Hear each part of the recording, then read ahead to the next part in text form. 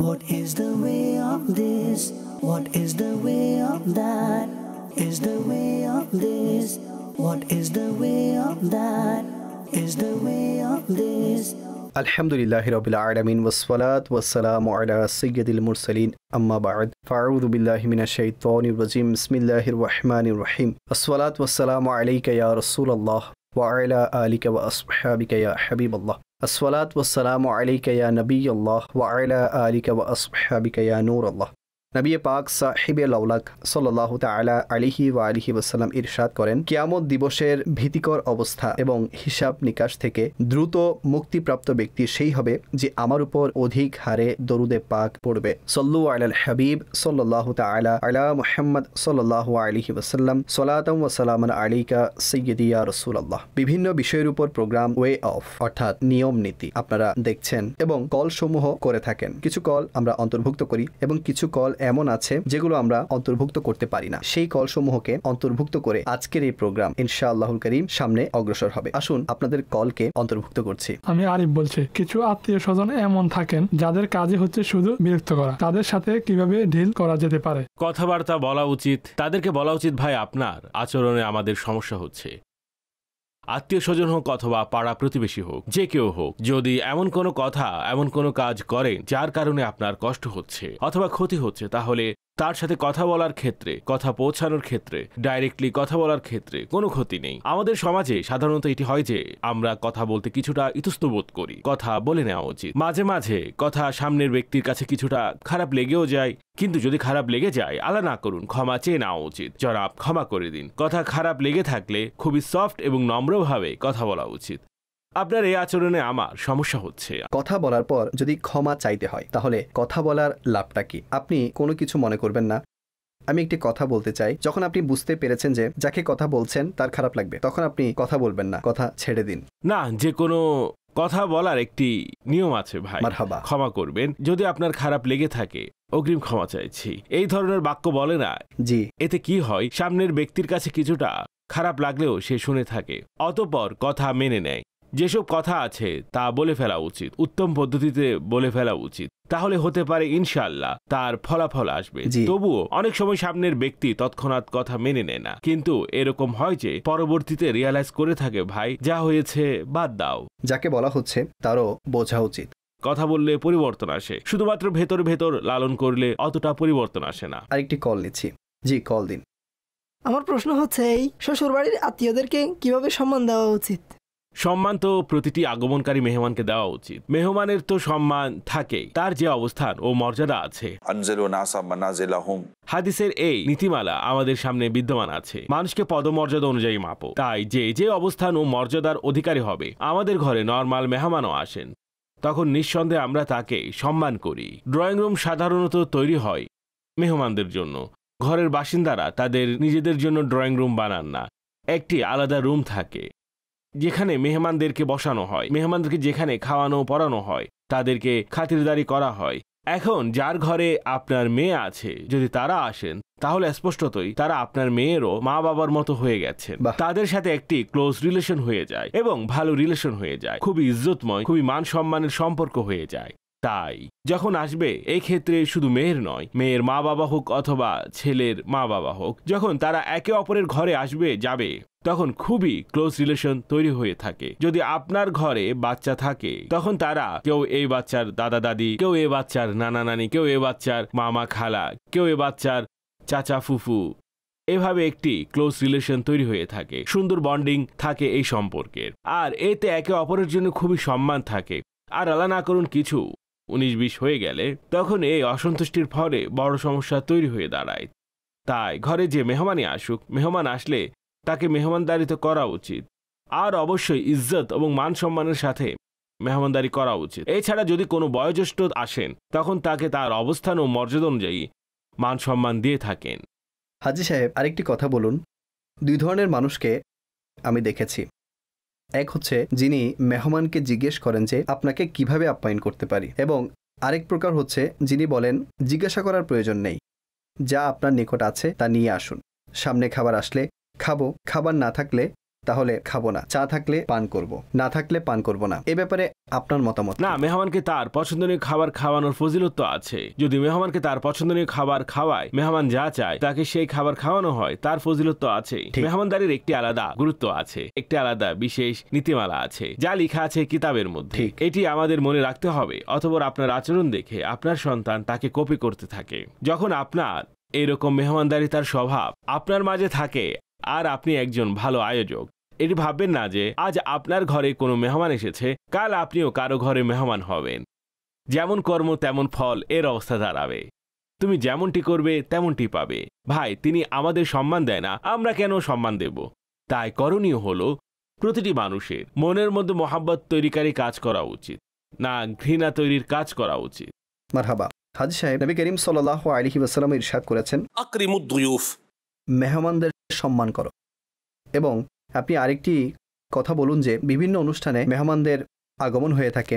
বিবাহের সময় হয়, আনন্দের মুহূর্তে হয়, শোকের মুহূর্তে হয়, রোগী দেখার সময় হয়, সমবেদনার জন্য হয়। রোগী দেখার জন্য যখন যাওয়া হবে তখন কোন সময় যাওয়া উচিত?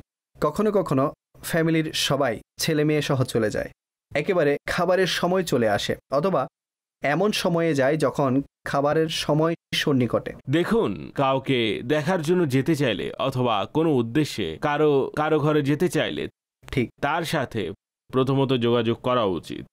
আমরা আপনার ঘরে আসতে চাই, ঠিক কোন সময়টি উপযুক্ত হবে। এক ধরনের সারপ্রাইজ ভিজিটও হয়, তাই না? সারপ্রাইজ ভিজিট অনেক সময় সেটা সারপ্রাইজ ভিজিট হয় না, শকিং ভিজিট হয়ে যায়, আঘাতের ভিজিট হয়ে যায়।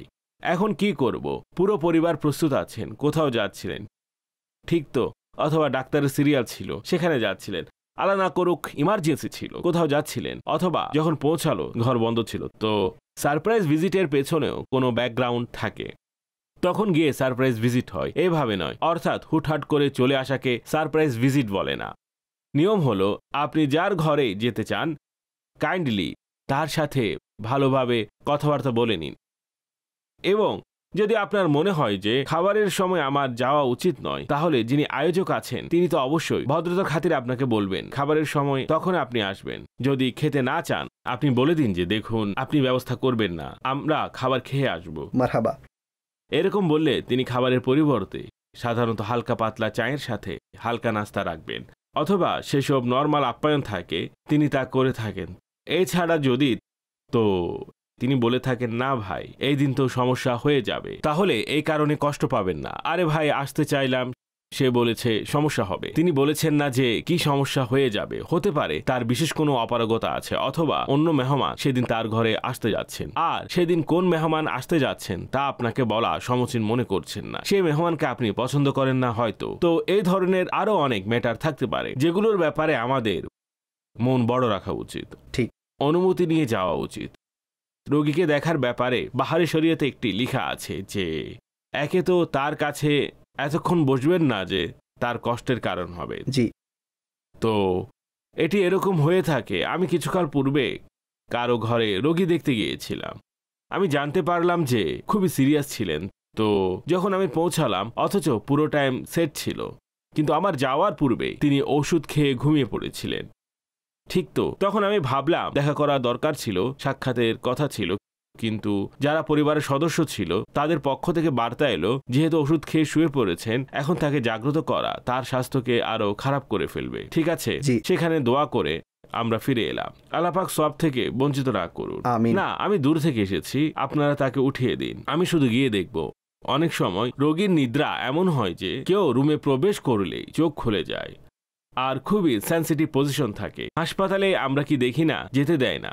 সত্যি ঠিক তেমন। একটি টাইম ফিক্সড থাকে। আচ্ছা, টাইম ফিক্সড থাকুক বা না থাকুক, এমন কিছু এরিয়া থাকে যেখানে ডাক্তার যেতে দেন না, ডোন্ট অ্যালাউ করেন না। আর যদি আপনি যান তারা আপনাকে সেখানকার নির্দিষ্ট ড্রেস পরান, এসব করেন, তারা রোগীর কেয়ার করেন। জি, আমাদেরও রোগী দেখার ক্ষেত্রে এই সকল বিষয়কে সামনে রাখা উচিত। মারহাবা। দ্বিতীয় বিষয় হচ্ছে যার ঘর আছে তার টাইমিংকে খুবই কষ্ট করে ওই বেচারা অবসর হয়েছেন, রোগীকে ঘুম পাড়িয়ে অতঃপর ভেবেছিলেন কিছুক্ষণ আমরাও বিশ্রাম নিব। তখন আমরা উপস্থিত হলাম রোগীকে দেখার জন্য। মোদ্দা কথা, এই সব কিছু শিষ্টাচারিতার পাশাপাশি এগুলো সিভিক সেন্স, এগুলো কমন সেন্সের বিষয়। আমরা কোন কোন কাজগুলোকে কোন কোন পদ্ধতিতে সম্পাদন করব এবং এর নিয়মকানুন কি হওয়া উচিত। জি কল। হাজী সাহেবের দরবারে আরজ হচ্ছে যে কোনো ওয়ালিমায় একজনকে দাওয়াত করলে আপন বন্ধুদের এবং সন্তানদের কেউ সাথে নিয়ে যায়, অথবা সেখানে গিয়ে আহার করে অল্প বরং বেশি করে প্লেটে নেয়, যা খাওয়া যায় না। এমন কর্মকাণ্ড কেমন, এ সম্পর্কে পরামর্শ দিন। তারা সবাই ভয় পায় যে সে পুনরায় গেলে যদি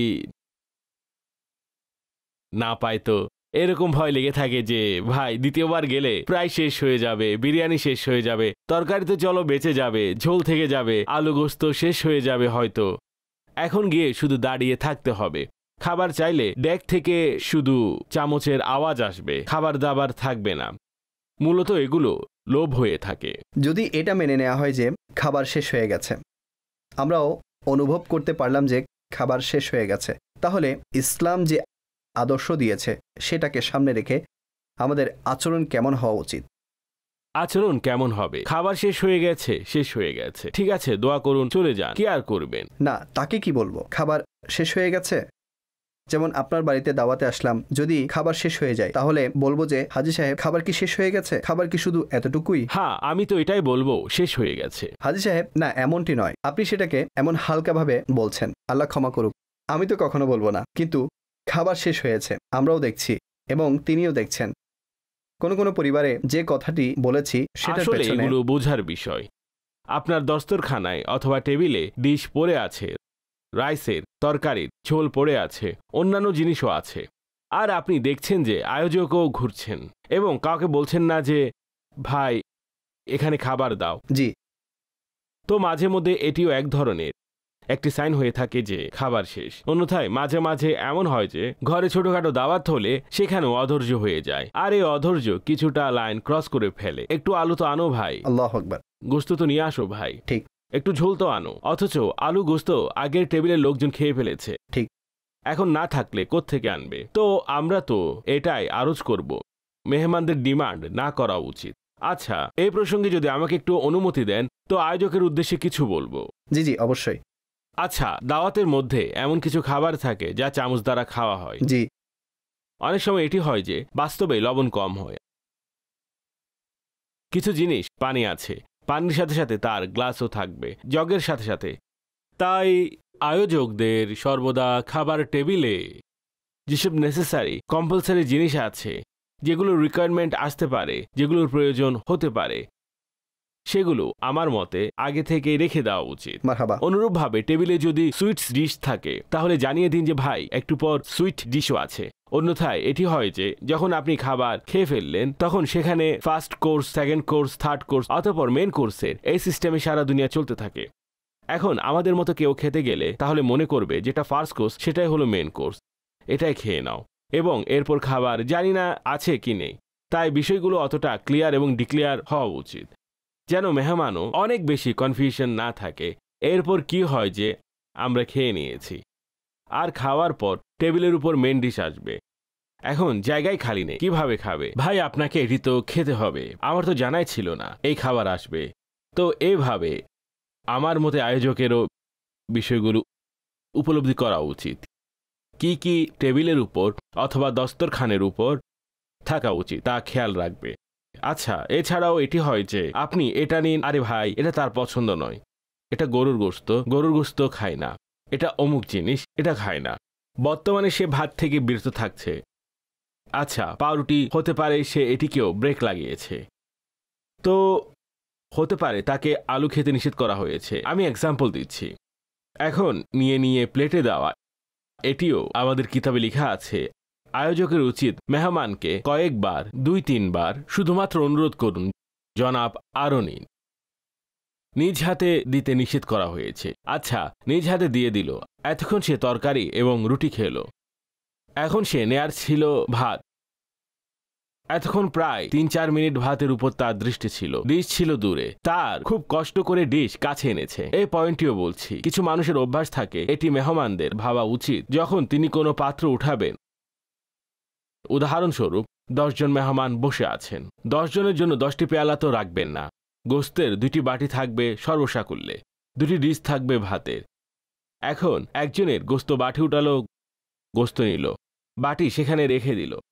এখন সামনের ব্যক্তি যতক্ষণ বুঝবে না জনাব এই বাটিটা একটু পাস করুন, বাটি ঘুরে তার কাছে যাবে, অথবা কিছু লোক এতটা কন্ট্রোলের বাইরে চলে যান, এভাবে উঠাবে গোস্ত নেওয়ার জন্য, ততক্ষণে ভাইজান আপনার হাতা আগে ভাগে ঝোলের টেস্ট নিয়ে নিচ্ছে, অথবা তার যেই প্লেট আছে সেই প্লেট একদম তার কাপড়ের সাথে, জামার সাথে অথবা শার্টের সাথে লেগে যায়।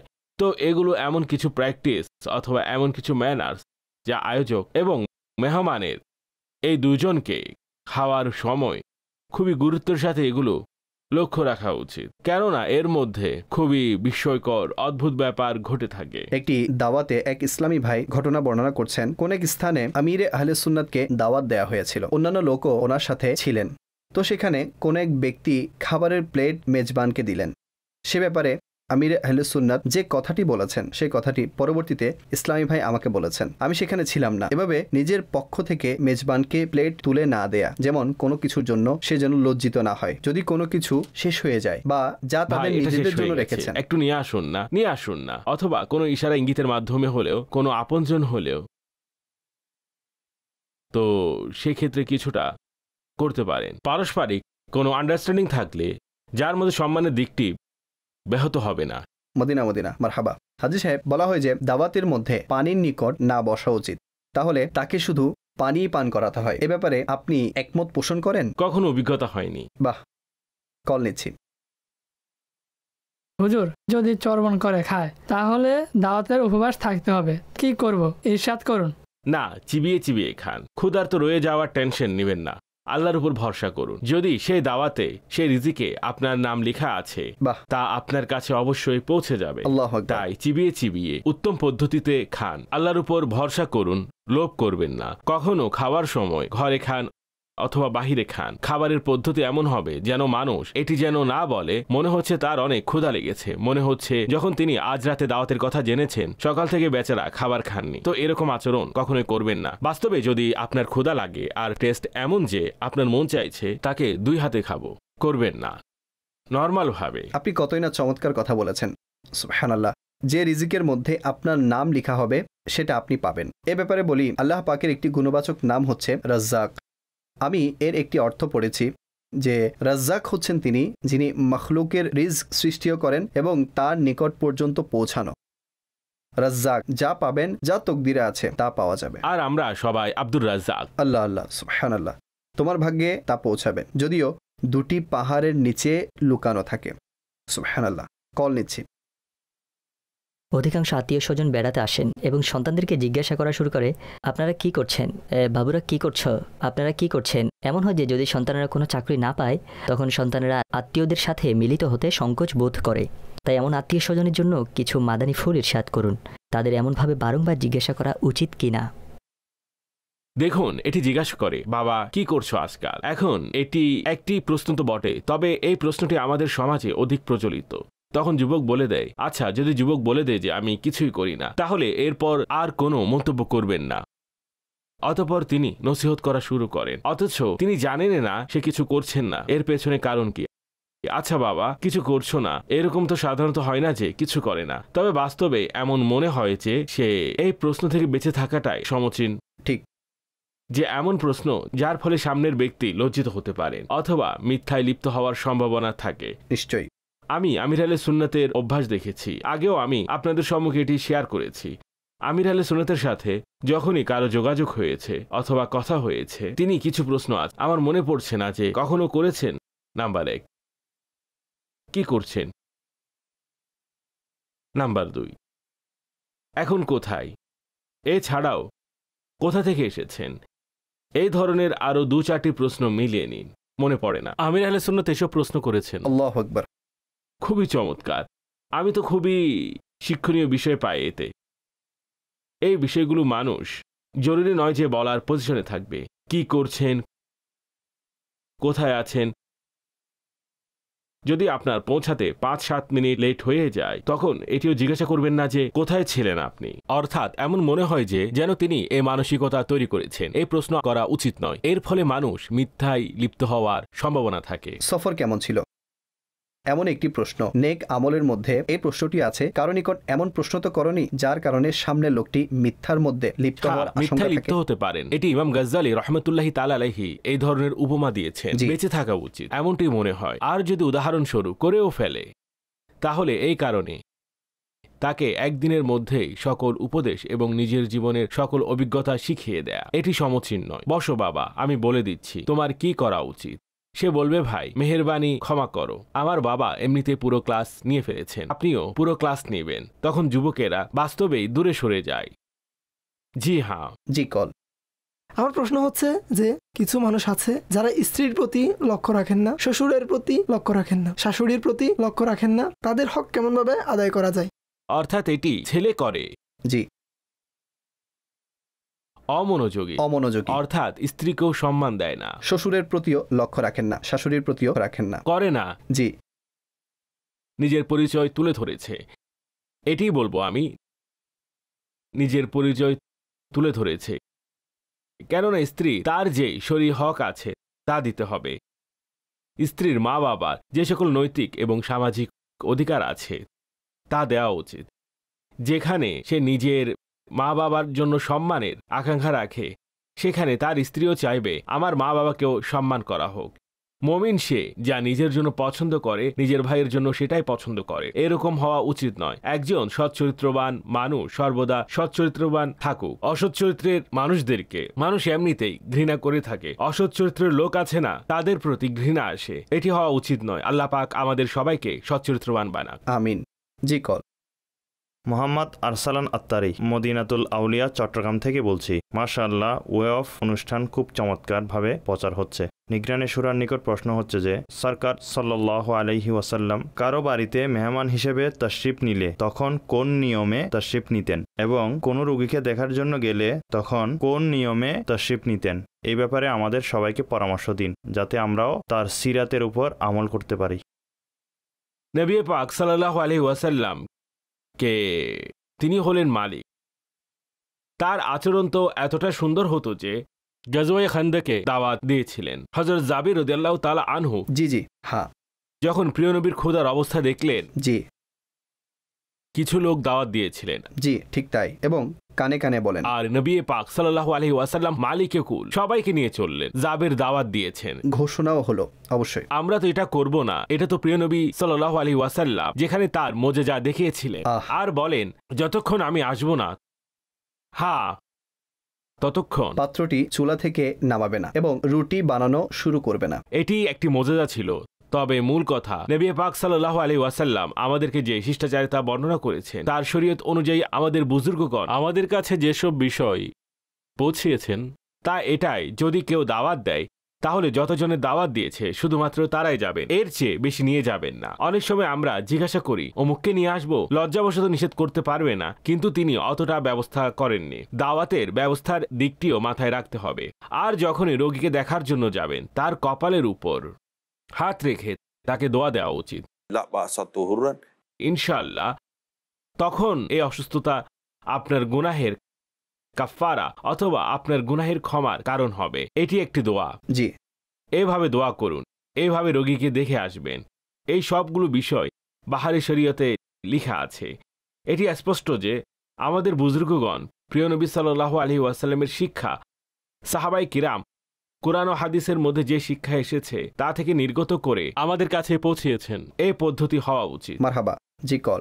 স্বামী স্ত্রীকে সহযোগিতা করতে থাকেন, কিন্তু স্ত্রী স্বামীকে সহযোগিতা করেন না, তাদের হক সমূহ কি? স্ত্রী স্বামীর রাগ ভাঙায় না, আর স্বামী স্ত্রীর রাগ ভাঙাতে থাকে। দুইজনের মধ্য থেকে কোনো একজনের বিষয়কে বলতে পারেন। দেখুন, এটি জীবনের একটি গাড়ি যার মধ্যে দুটি টায়ার আছে। উভয়কে একে অপরের প্রতি সহযোগিতা করা উচিত। যদি একটি টায়ার পাঞ্চার হয় আর একটি টায়ারে হাওয়া, তখন প্রবলেম। আর দুটোর যে কোনো একটি টায়ারে যদি ডিস্টার্ব দেখা দেয় তাহলে গাড়ি চালাতে প্রবলেম হয়ে যায়। উভয়কে পরস্পরের প্রতি প্রথমত একে অপরের শরীয়তের অনুমোদনবিহীন অসন্তুষ্টি থেকে বাঁচা উচিত। যদি আপনি তাকে শরীয়ত অনুমতি ছাড়া অসন্তুষ্ট করে থাকেন, তখন আপনার দায়িত্ব হচ্ছে তাকে সন্তুষ্ট করা। এবং একে অপরের রাগ ভাঙালে কেউ ছোট হয়ে যান না, বরং যে রাগ ভাঙিয়েছে সে বড় অবস্থানে থাকে। কেননা যে আল্লাহর জন্য বিনয়ী হয় আল্লাহ পাক তাকে শ্রেষ্ঠত্ব দান করেন। সংসার উভয়কে চালাতেই হবে, স্ত্রীকেও চালাতে হবে, স্বামীকেও চালাতে হবে। না স্বামী এটা ভাববে যে আমি একাকে আছি, না স্ত্রী এটা ভাববে যে আমি একাকে আছি। আমাদের উভয়ের কাজ হচ্ছে এই সংসার চালানো। প্রথমত উভয়ে এই ধরনের কার্যাবলী, স্বভাব এবং কথা রেখেই নিজেকে বাঁচান, যার দ্বারা একে অপরের মনে কষ্ট পায় এবং দুঃখও পেয়ে থাকে, আর ঘরে বিশৃঙ্খলা সৃষ্টি হয়। অর্থাৎ একটু বোঝার চেষ্টা করুন সেটা কোন কথা যা স্ত্রীর খারাপ লেগে থাকে, অথবা সেটা কোন কথা যা স্বামীর খারাপ লেগে যায়। এটি খুব বেশি কথা নয়, এটি খুব বেশি আচরণ নয়, এটি খুব বেশি মানসিকতা নয়, খুবই মাইনর বিষয় হয়, খুবই ছোট ছোট। কেননা বড় কথা বছরে 2-1 বার হয়ে থাকে, কিন্তু ছোট ছোট বিষয় আছে না, এটি প্রায় প্রতিদিনই জীবনে ঘটে থাকে। ওঠার সময়, বসার সময়, চলার সময়, খাওয়ার সময়, পানের সময়, রান্নার সময়, কথাবার্তা বলার ক্ষেত্রে আপনি এর মধ্যে কিছুটা ফোকাস করুন। এখানে 2-5টি বিষয় আছে, এই 2-5-6 বিষয় আছে, সমস্যা আছে। এর থেকে বেঁচে থাকলে ইনশাআল্লাহ আমাদের উভয়ের মধ্যকার ঝগড়া হবে না ইনশাআল্লাহ। তাই আপনারা উভয়ে মিলে এই ধরনের আন্ডারস্ট্যান্ডিং তৈরি করুন, তাহলে ঘর শান্তির নিডে পরিণত হবে। জি কল। আবেগকে কিভাবে কন্ট্রোল করা যায়? প্রায় লক্ষ্য করা যায় যে রাগের মধ্যেই তালাক হয় এবং আবেগের মধ্যেই তালাক হয়। আল্লাহ আল্লাহ আল্লাহ, আবেগকে কন্ট্রোল করা নিঃসন্দেহে একটি চমৎকার কাজ, যাকে আল্লাহ পাক তৌফিক দেন সেই আবেগকে নিয়ন্ত্রণ করতে পারে। তবে কথা হলো এই, আগেও আরজ করেছিলাম, যদি আল্লাহ না করুন এমন কোনো পরিস্থিতি তৈরি হয়, তাহলে আবেগ বলুন অথবা রাগ বলুন, সাধারণত রাগের সময় পরিস্থিতি খারাপ হয়ে যায়, অর্থাৎ বান্দা আবেগপ্রবণ হয়ে যায়। আবেগপ্রবণ হওয়ার ফলে রাগ চলে আসে এবং সে নিজের নিয়ন্ত্রণের বাহিরে চলে যায়। যখন বান্দার মাঝে এই ধরনের অবস্থা তৈরি হয়, তাহলে স্পষ্ট যে তখন তাকে হয় সেখান থেকে চলে যাক, রুম বদলে ফেলুক। কন্ট্রোল হচ্ছে না। হাজি সাহেব, যা আপনি বলছেন তা হচ্ছে অ্যাঙ্গার ম্যানেজমেন্টের পদ্ধতি, কিন্তু প্রশ্ন হচ্ছে যে আবেগকে কিভাবে কন্ট্রোল করা যেতে পারে? ভাই, আবেগ নিয়ন্ত্রণ তার ব্যাপারেও আমি পূর্বের প্রোগ্রামে বলেছিলাম, নিজের মধ্যে করুণা এবং ক্ষমা তৈরি করুন। মারহাবা। দেখুন, কিছু ওষুধ তো গ্রহণ করতে হয়। জি ঠিক। তাই করুণা এবং মারজানা এই দুটি রোগের এমন প্রতিষেধক, যদি এই দুটিকে মানুষ গ্রহণ করা আরম্ভ করে তাহলে নিজের অনর্থক আবেগ এবং অনর্থক রাগকেও নিয়ন্ত্রণ করতে পারবে। সুবহানাল্লাহ সুবহানাল্লাহ। মারহাবা। জি কল। ডক্টর শাহিদ রেজা কাদেরি, প্রশ্ন হচ্ছে যে হাজি সাহেব, এমনও হয় যে কোনো এক আত্মীয়ের সন্তান স্কুলে পড়েন, আল্লাহ না করুক কোনো কারণে স্কুলে পরবর্তী বৎসর একই শ্রেণীতে থাকেন, তখন হয় কি বলেন যে আমাদের সন্তান এই অল্প বয়সে এর উপরের ক্লাসে চলে গেল, আর আপনি একই ক্লাসে পড়ছেন, এত বড় হয়েছেন, তখন সে অপারগতা প্রকাশ করে, আমি উপরের ক্লাসে পড়ব, অন্যথায় পড়ব না। এভাবে করে তাদেরকে ডিমোটিভেট করা হয়, এভাবে যথেষ্ট কথাবার্তা হয়। এ ব্যাপারে আপনি কি বলেন? আমি কিছুক্ষণ পূর্বে আরজ করেছি, কিছু মানুষের অভ্যাসই থাকে অন্যকে খোঁচানোর, আর যদি কোথাও ক্ষত দেখতে পায় তখন তাকে গুঁতো দেওয়ার মতো অভ্যাস থাকে। কে জানে যে এটি তার ক্ষত? এটি বাদ দিন ভাই, যদি মলম লাগাতে না পারেন তাহলে অন্তত কষ্টদানকারী কথা বলবেন না। অনেকের স্বভাব এমন হয়, আমাদেরকে নিজের মন মানসিকতা বদলাতে হবে, নিজের ডিসকাশন বদলাতে হবে, আমাদের চিন্তা বদলাতে হবে। কোথাও যদি এমন দুর্বলতা পরিলক্ষিত হয় তাহলে আমরা জানি যে আমার দ্বিতীয় প্রশ্ন তাকে লজ্জিত করতে পারে। আমাদের এই মানসিকতা তৈরি হোক যে এমন কথা বলবো না যা অন্যকে লজ্জিত করে। তাহলে আল্লাহর রহমতে পরিবর্তন আসবে। কিছু বিষয় এমন আছে যার জন্য আপনার নিজেকেই সিরিয়াস হতে হবে। ভাই, আমি ভেবে তো দেখি আমার এমন কোনো ডিসকাশন আছে যা সামনের ব্যক্তিকে লজ্জিত করতে পারে, তাহলে ইনশাল্লাহ তাআলা এই কাজটি পথ প্রদর্শন করবে। দেখুন, কিছু তো আপনি আপনার জন্য মাপকাঠি তো বানাবেন, নিজের কোনো স্ট্যান্ডার্ড তো বানাবেন। আল্লাহ পাক চাইলে যদি এই মানসিকতা নসিব হয়, আমাকে ওই কথা থেকে, ওই আচরণ থেকে বাঁচতে হবে যার কারণে সামনের ব্যক্তি লজ্জিত হয়। না ভাই, এই প্রশ্ন করা যাবে না, তিনি লজ্জিত হবেন। কারো দেহ দেখে মন্তব্য করে থাকে, কারো কাপড় দেখে মন্তব্য করে থাকে, কারো ঘর দেখে মন্তব্য করে থাকে। আমাদের মাঝে মন্তব্য করার যে অভ্যাস আছে, এটি অনেককেই লজ্জিত করে দেয়। এসব থেকে নিজেকে বাঁচাতে হবে। মারহাবা। কল। মাশাআল্লাহ, আপনি কতই না সুন্দর উপদেশ দিলেন। হযরত আলী রাদিয়াল্লাহু তাআলা আনহু যখন ঘরের বাইরে কাজের দায়িত্ব নিতেন, তখন হযরত ফাতিমাতুজ জাহরা রাদিয়াল্লাহু তাআলা আনহা ঘরের অভ্যন্তরীণ কাজগুলো দেখতেন। কিন্তু হাজী সাহেব, এ ব্যাপারে আপনার কাছে কিছু পরামর্শ চাইব যে আমাদের সমাজে ইসলামী বোনদের কিছু ঘটনা হচ্ছে, শিশুদের সামলাতে চায় কিন্তু শিশুদের সামলাতে পারেন না, বিরক্ত করে, অবস্থা খারাপ হয়ে যায়। যখন এই সন্তানের পিতা ঘরে ফিরে আসেন তখন শিশুদেরকে পিতার কোলে দিয়ে দেন, বলে এদের কর্মকাণ্ড আপনি সামলান। স্বামী তো অনেক পেরেশানি নিয়ে ঘর আসে এবং এসে দেখেন এই অবস্থা ঘরের। এভাবে অন্যান্য বিষয় নিয়েও ডিস্টার্ব করা হয়, ঘরের বিভিন্ন বিষয় নিয়ে দ্বন্দ্ব হয়। এই ব্যাপারে কিছু পরামর্শ দিন। জাযাকাল্লাহু খায়রা। এরকম হয়ে থাকে, বেচারি নিজেও বিরক্ত হয়ে পড়ে, আমরা ক্লান্ত হয়ে ফিরি, সেও রাগান্বিত অবস্থায় থাকে, আর যখন আসে তৎক্ষণাৎ। হাজী সাহেব, আমাকে আরেকটি কথা বলুন। এই লোকটি যখনই বাড়িতে আসেন, লোকটি ক্লান্ত হয়ে আসেন এবং মনে মনে তিনি ভাবেন যে আজ কি হয় জানি না, কোনো কিছু যদি করে বসেন। এ ব্যাপারে আমার অভিজ্ঞতা রয়েছে। যখনই আমি নিজ ঘরের দরজা খুলি এবং যখন সন্তান দরজায় আসেন, তখন আল্লাহর রহমতে আমার ক্লান্ত দূর হয়ে যায়। আসলে দুইটি কাজের মাঝে পার্থক্য আছে। বাচ্চা আপনার সাথে লেগে যায়, জি, বাচ্চাকে আপনার উপর নিক্ষেপ করা হয় না, ঠিক আছে? এই যে প্রশ্ন ছিল, তিনি বলেন ভাই বাচ্চাকে আমার কোলে দিয়ে দেয়, নাও সামলাও তোমার বাচ্চাকে। আমাকে একদম বিরক্ত করে ফেলেছে সে। এখন স্বামী বলবে, আরে আল্লাহর বান্দি, একটু তো বসতে দাও, পানি পান করতে দাও। আসলে দেখুন, ম্যানার্স তো এটাই, যেখানে আপনি সারাদিন সহ্য করেছেন, জি, সামান্য 15-20 মিনিট, আধা ঘন্টা আরো সহ্য করুন। মারহাবা, খুবই চমৎকার কথা। হ্যাঁ, এর ফলে পরিবেশ অনেকটাই সুন্দর থাকবে। সহ্য করুন। কোনো ব্যক্তি বাহির থেকে ঘরে এসেছে, তখন প্রথমে আপনি পানির ব্যাপারে জিজ্ঞাসা করুন।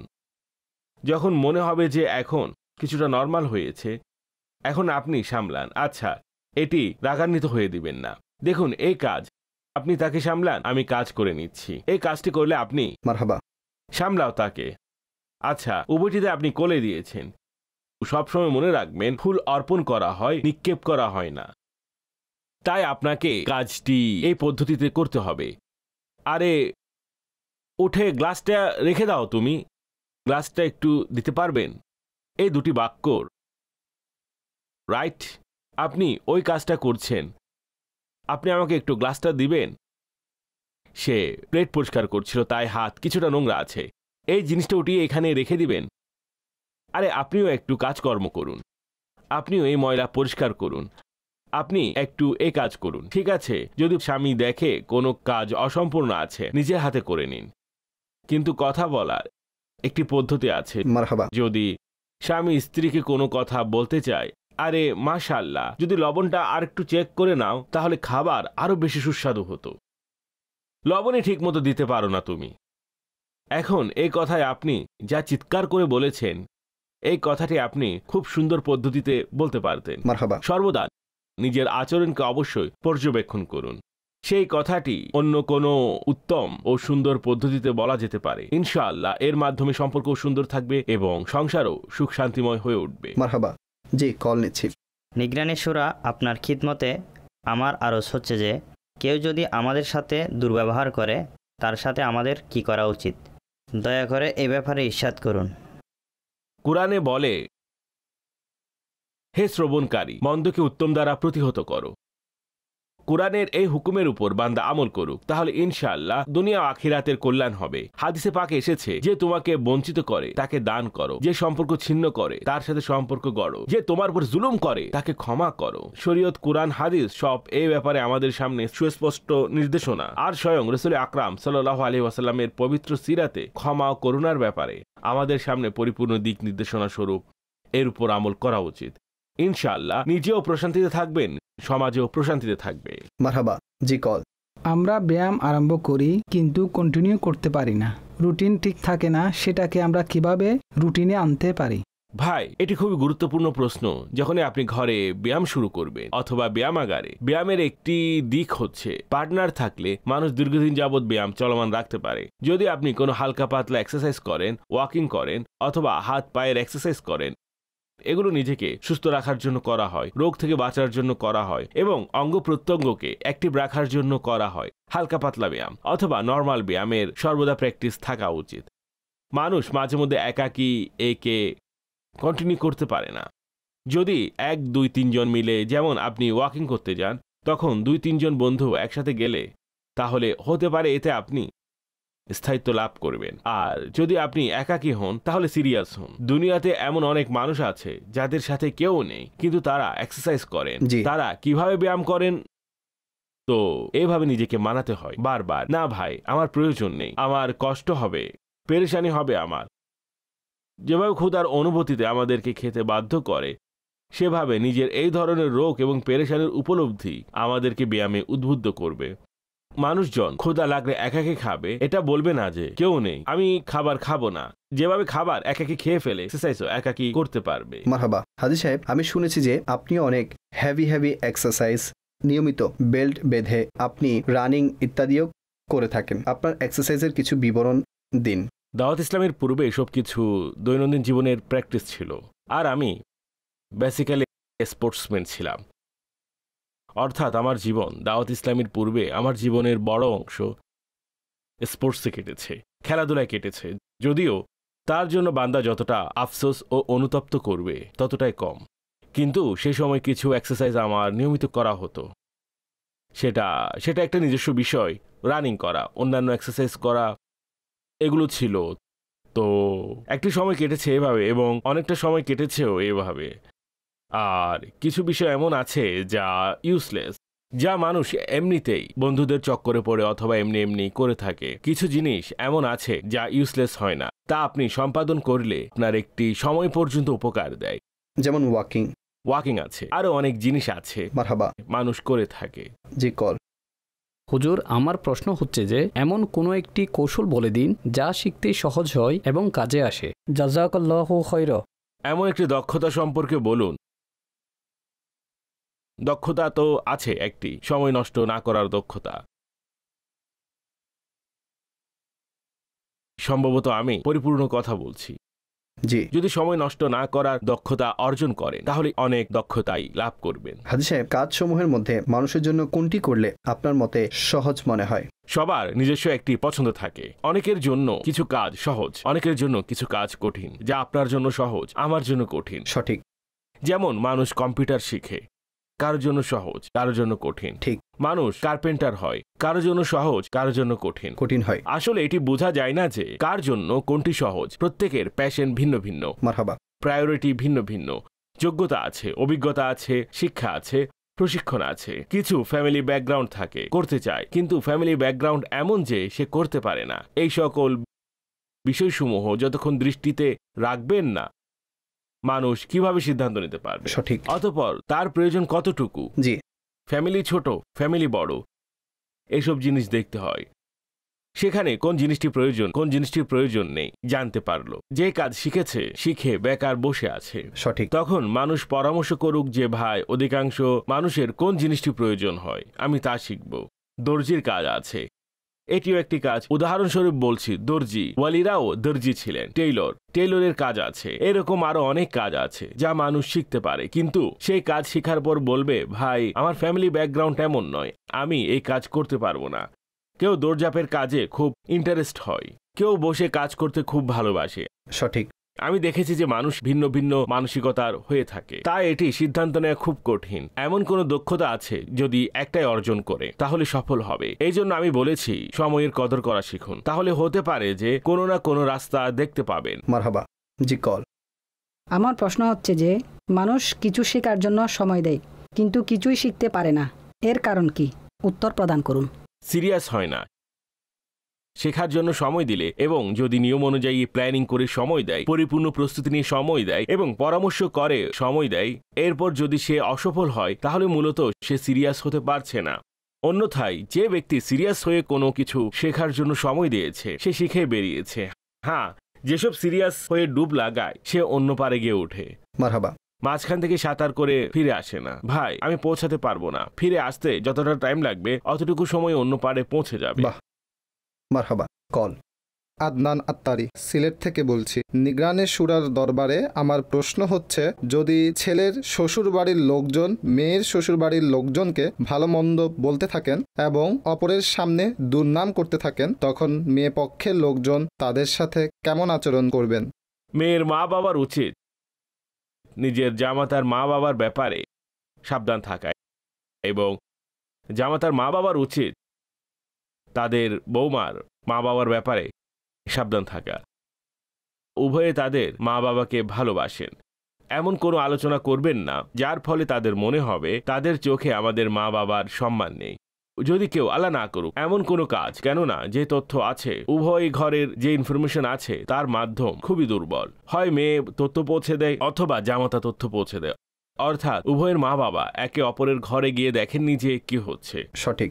হয়তো মেয়ে ফোনে বলে আমার শ্বশুর বাড়ির লোকেরা এমন, অথবা জামাতা বলে আমার স্ত্রী এবং আমার স্ত্রীর মা বাবা এমন। এরাই দুজনে আমাদের ইনফরমেশনের মাধ্যম বনে আছে, আর এর কোনো কনফার্মেশন নেই। আর বসে গীবতে লিপ্ত হওয়া, বহতান অপবাদে লিপ্ত হওয়া, স্পষ্টত এর ফলেই সংসারের সুখ শান্তি বিনষ্ট হয়।